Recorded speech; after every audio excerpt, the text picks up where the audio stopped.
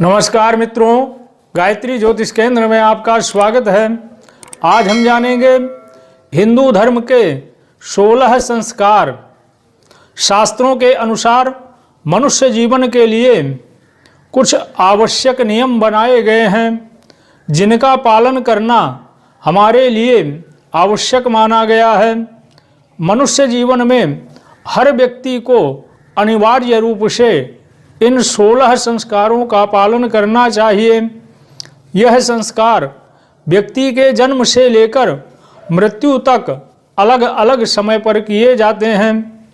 जो व्यक्ति इन 16 संस्कारों का निर्वहन नहीं करता उसका जीवन अधूरा ही माना जाता है।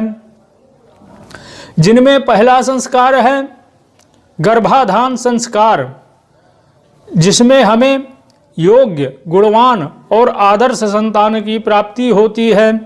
अर्थात उत्तम संतान की प्राप्ति के लिए गर्भधारण संस्कार किया जाता है। इसी संस्कार से कुल की वृद्धि होती है। पुंसमन संस्कार, गर्भस्थ शिशु के बौद्धिक एवं मानसिक विकास के लिए यह संस्कार किया जाता है। इससे स्वस्थ, सुंदर, गुणवान संतान की प्राप्ति होती है। सीमंतोन्नयन संस्कार, यह संस्कार गर्भ के चौथे, छठवें और 8वें महीने में किया जाता है। इस समय गर्भ में पल रहा बच्चा सीखने के काबिल हो जाता है। इसके लिए माँ अच्छे आचार विचार, रहन सहन का पालन करती है। जात कर्म संस्कार, बालक का जन्म होते ही इस संस्कार को करने से शिशु के कई प्रकार के दोष दूर होते हैं। इसके अंतर्गत शिशु को शहद और घी चटाया जाता है। साथ ही वैदिक मंत्रों का उच्चारण किया जाता है। नामकरण संस्कार, शिशु के जन्म के बाद 11वें दिन नामकरण संस्कार किया जाता है। ब्राह्मण द्वारा ज्योतिष शास्त्र के अनुसार बच्चे का नाम तय किया जाता है। निष्क्रमण संस्कार, निष्क्रमण का अर्थ है बाहर निकालना।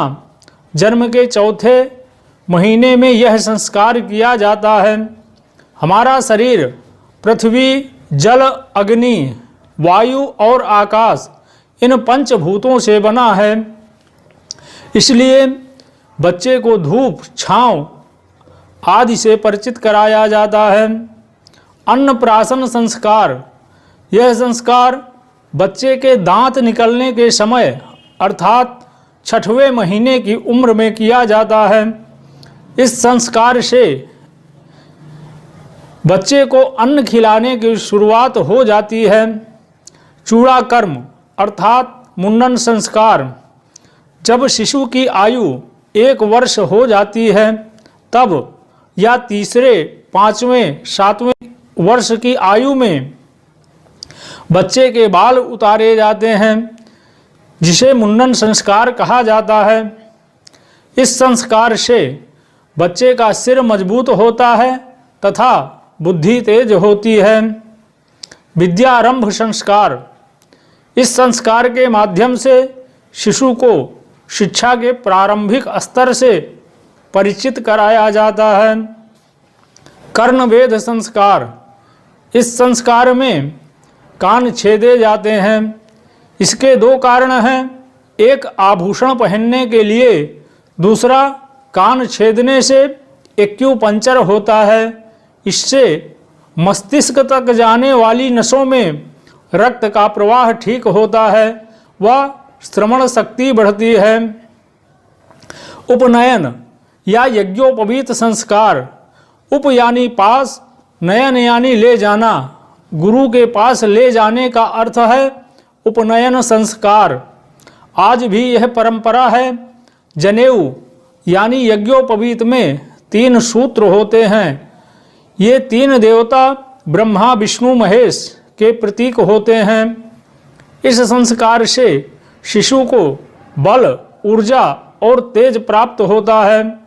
वेदारंभ संस्कार, इसके अंतर्गत व्यक्ति को वेदों का ज्ञान दिया जाता है।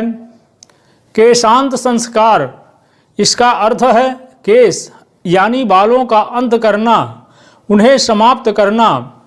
विद्यारंभ से पूर्व भी केशांत किया जाता है ताकि मस्तिष्क ठीक दिशा में काम करे।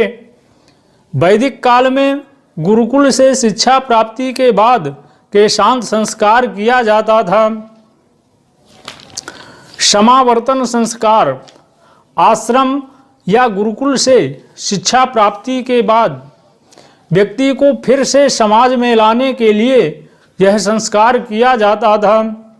इसका आशय है ब्रह्मचारी व्यक्ति को मनोवैज्ञानिक रूप से जीवन के संघर्षों के लिए तैयार करना। विवाह संस्कार, विवाह संस्कार सर्वाधिक महत्वपूर्ण संस्कार माना जाता है।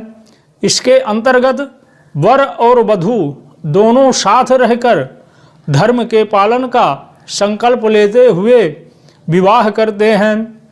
विवाह के द्वारा सृष्टि के विकास में योगदान दिया जाता है। इसी संस्कार से व्यक्ति पितृ ऋण से मुक्त होता है। अंत्येष्टि संस्कार अर्थात अंतिम संस्कार, इंसान की मृत्यु यानी देह त्याग के बाद मृत शरीर को अग्नि को समर्पित किया जाता है। मित्रों, ऐसी ही ज्योतिष एवं ज्ञानवर्धक जानकारियाँ प्राप्त करने के लिए हमारे इस चैनल को लाइक करें, सब्सक्राइब करें। जय माता दी।